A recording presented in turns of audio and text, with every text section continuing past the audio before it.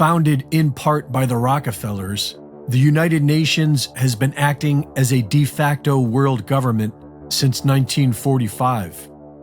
Starting in the 1950s, the UN began funding scientists to measure for carbon dioxide.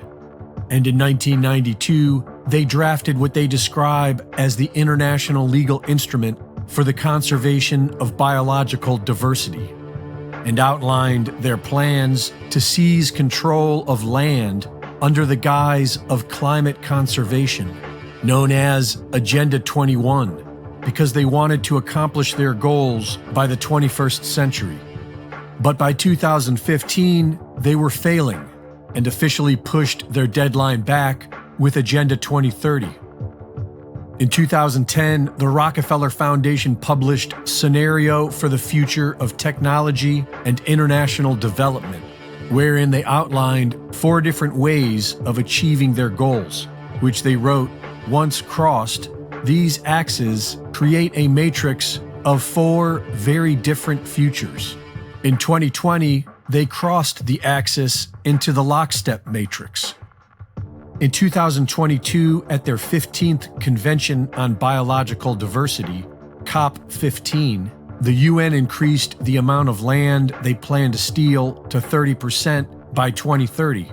Their 30 by 30 plan will require the displacement of millions.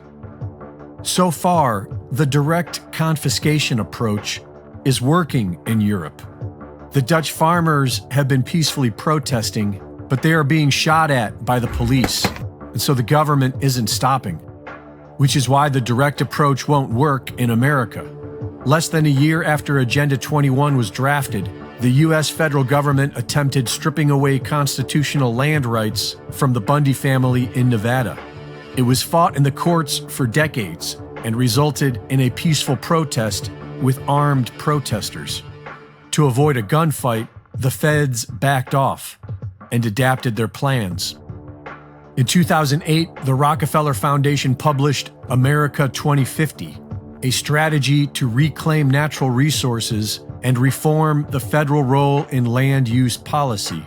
The America 2050 documents outline which areas of the country will be depopulated and which areas will be politically absorbed into 10 new megaregions.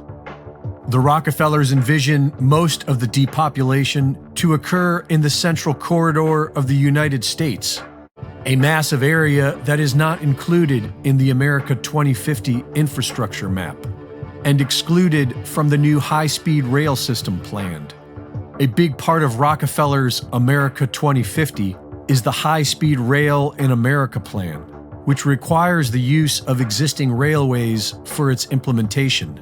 Some are suggesting that this is why we are seeing so many train derailments. There have been over a dozen derailments and chemical spills on railways in just the past few months, some of which, like the one in East Palestine, are highly suspicious.